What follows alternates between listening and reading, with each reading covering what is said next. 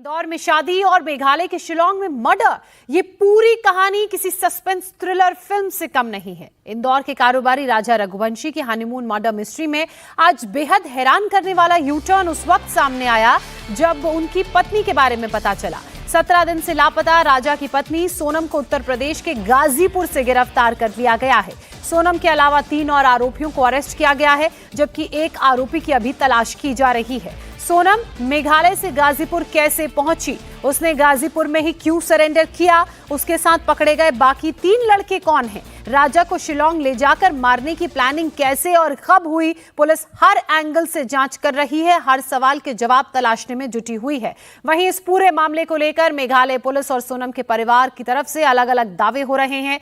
Meghalaya police का कहना है कि सोनम ने ही पति राजा की हत्या करवाई। सोनम ने राजा को मारने के लिए पेशेवर कातिलों को सुपारी दी थी, लेकिन सोनम का परिवार मेघालय पुलिस की इस थ्योरी को मानने के लिए राजी नहीं है और यही कारण है कि इस थ्योरी को सोनम का परिवार गलत बता रहा है। सोनम के पिता का कहना है कि मेघालय पुलिस झूठ बोल रही है और झूठी कहानी गढ़ भी रही है। सोनम की गिरफ्तारी के बाद राजा रघुवंशी की मां का बयान भी सामने आया है। राजा रघुवंशी की मां ने कहा कि अगर सोनम ने मर्डर करवाया है तो उसे सजा मिलनी चाहिए, कभी लगा नहीं कि सोनम ऐसा कुछ कर सकती है। राजा की मां ने कहा कि हमें राजा और सोनम के बीच बातचीत की कोई जानकारी नहीं है, अगर मेरे बेटे की हत्या की है तो फांसी मिलनी चाहिए। सुनिए। सोनम ने की तो सोनम को भी मिलेगी, वो तो सजा। अच्छा, सोनम का व्यवहार कैसा था शादी होने के बाद जो घर पे? व्यवहार तो उसका बहुत अच्छा था। व्यवहार तो ऐसा पता ही नहीं चला ना कि सोनम कुछ कर सकती है।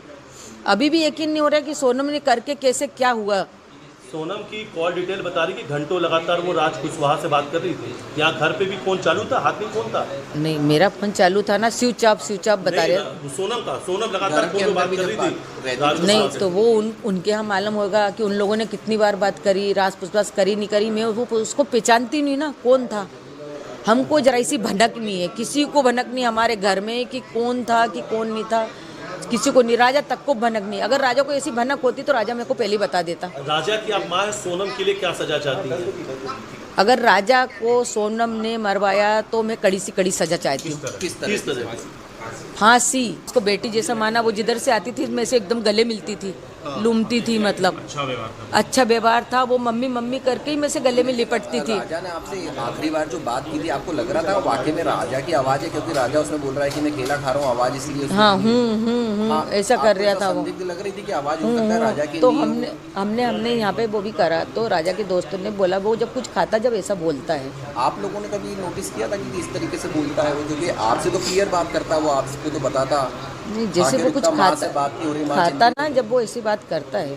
वो खाने के बाद हुआ, जो कुछ भी हुआ ना, खाने के बाद, पहले कुछ भी नहीं हुआ उसके साथ, खाने के बाद में हुआ उसके साथ। जो भी हुआ वो खाने के बाद हुआ। जब उसने बोला ना बस मैं यहाँ से लिख लूंगा अभी थोड़ी देर बाद, उसके बाद में हुआ, इससे पहले कुछ नहीं हुआ उसके साथ। एक नाम आ रहा है राज कुशवाहा, आपने ये कभी नाम सुना? नहीं, मैंने नहीं सुना।